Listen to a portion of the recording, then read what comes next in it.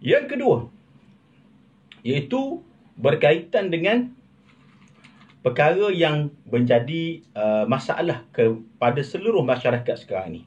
Tuan-tuan cuba tengok. Ada satu perkara sekarang ni, iaitu berkaitan dengan corona. Yang ni sedap. Okey.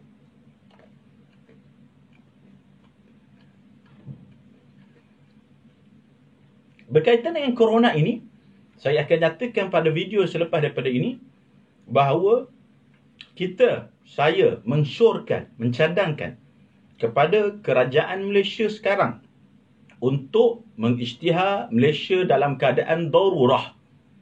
Dia kata, oh sunnah baru tahu. Ya sunnah. Bahkan yang pertama tadi, berkaitan dengan yang pertama tadi, bahkan kalau seseorang itu senyap je dalam makan, contohnya pergi kenduri, tak berbual, tidak bercakap, itu adalah adat orang Aajim, kata Imamul Ghazali. Kata siapa? Kata Imamu Al-Ghazali rahimahullah, adat orang Aajim iaitu bukan adat Arab, bukan adat Islam, bukan kebiasaan orang Islam, adalah senyap ketika mana dalam keadaan makan. Mana makan senyap je, tak cakap apa-apa. Itu seperti Kristian. Islam menggalakkan berbual. Islam menggalakkan ketika makan, orang itu makan bersama-sama, bercakap, berbual, kerana untuk melayani tetamu dan sebagainya. Okey? Sedap ni, wallah. Okey. Yang pertama. Kedua, yang saya nak sambung tadi,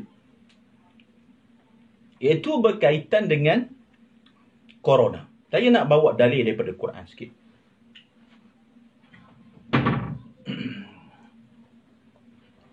Okey.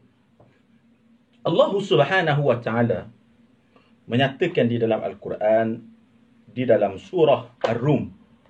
Surah apa? Surah Ar-Rum. Allah Ta'ala berfirman, ظهر الفساد في البر والبحر بما كسبت أيدي الناس ليذيقهم بعض الذي عملوا لعلهم يرجعون. Okey. Yang bermaksud bahawa telah berlaku fasad di bumi dan di lautan dengan apa yang dilakukan oleh tangan-tangan manusia, maka Allah Ta'ala membalasnya dengan membalas ke atas sebahagian mereka. Semoga mereka menjadi orang yang kembali kepada kebenaran. Okey? Faham ya? Bermaksud bahawa, habislah kita tadi yang pertama, iaitu bila berlaku kerosakan, coronavirus, berlakunya keburukan, berlakunya wabak, COVID-19 ini, maka apa yang perlu kita lakukan adalah apa dia? Kembali kepada Allah Subhanahu wa taala. Itu yang pertama. Kembali kepada Allah Taala, bertaubat. Yang bukan Islam itu kembali memeluk agama Islam, pergi masuk agama Islam, mengucap dua kalimah syahadah, asyhadu an la ilaha illallah wa asyhadu anna Muhammadar Rasulullah, mempercayai bahawa tidak ada Tuhan melainkan Allah, Allah tidak serupa dengan makhluk, bukan duduk di atas arasy, bukan berada di mana-mana, adanya Allah Ta'ala yang maha berkuasa. Itu sahaja yang kita sembah, Allah Ta'ala sahaja yang kita sembah, dan percaya bahawa Muhammad itu adalah pesuruh Allah. Okey? Itu yang ayat yang pertama.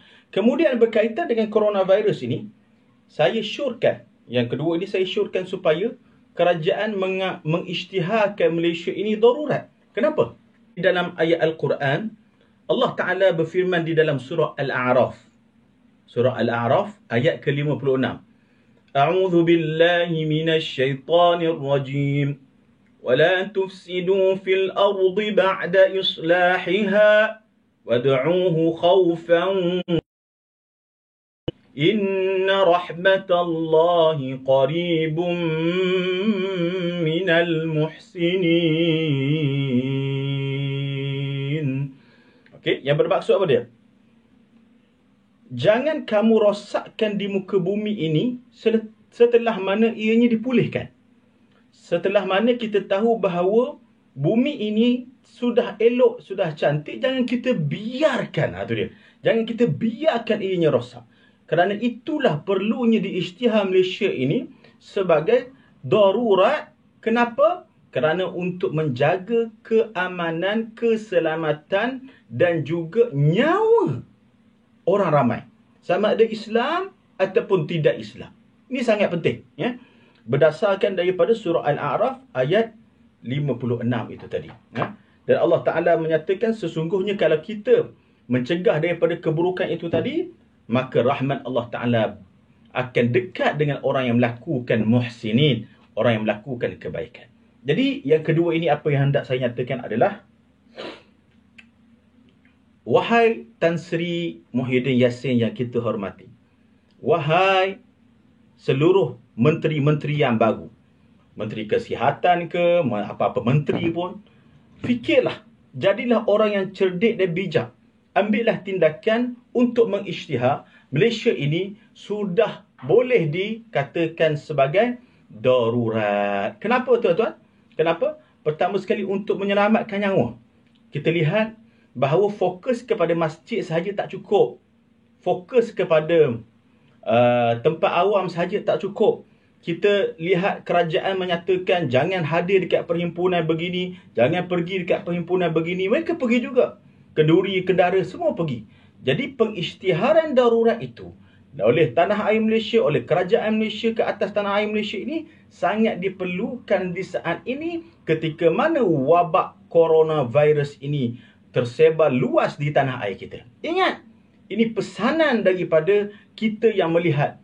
Dari segi ulama-ulama Al-Azhar pun baru hari ini telah mengeluarkan qarar, telah mengeluarkan kenyataan supaya seluruh negara mengambil cakna isu coronavirus ini dan mengambil tindakan yang serius, maknanya darurat yang serius. Semua orang tak boleh keluar rumah, semua orang tak boleh hadir dekat pub, tak boleh hadir di supermarket yang besar, tempat peranginan, tempat bercuti, tempat orang ramai, tempat berhibur, termasuk masjid dan surau sekalipun.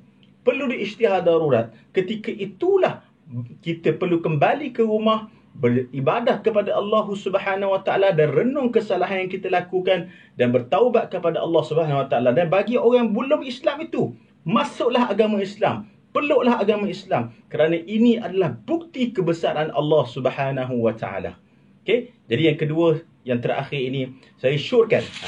Ini kacang ni bapak sedap. Saya syorkan supaya kerajaan Malaysia mengisytihar Malaysia darurat kerana wabak coronavirus dengan waktu yang terdekat ini. Jangan lambat. Nanti dah berlaku kerosakan yang lebih besar, Allah Ta'ala tadi marah. Allah Ta'ala kata rahmat tak ada. Jadi ambil keputusan yang selari dengan Al-Quranul Karim, selari apa yang disyorkan oleh ulama, iaitu isytiharkan Malaysia sebagai darurat dan tutup airport, tutup stesen bas, tutup stesen kereta api, tutup mall-mall, supermarket, tutup tempat peranginan, tutup kilang arak pula, tempat minum arak, pub dan sebagainya, termasuk masjid dan surau. Tetapi masjid hendaklah dilaungkan azan setiap 5 waktu. Diazankan tapi sembahyang di rumah. Itu yang kita syorkan. Kita minta kerajaan supaya kita terselamat daripada coronavirus ini. Jadi sampai di situ saja. Kita jumpa lagi pada masa yang akan datang. InsyaAllah kita akan bertemu lagi dan kekalkan dalam akidah Ahli Sunnati wal Jamaah Al-Asy'ariyah Al-Maturidiyah. Percaya bahawa segalanya ketentuan Allah Subhanahu Wa Taala. Allah Taala tidak menyerupai makhluknya ada tanpa bertempat, tanpa berarah. Jadi jumpa lagi pada masa yang akan datang.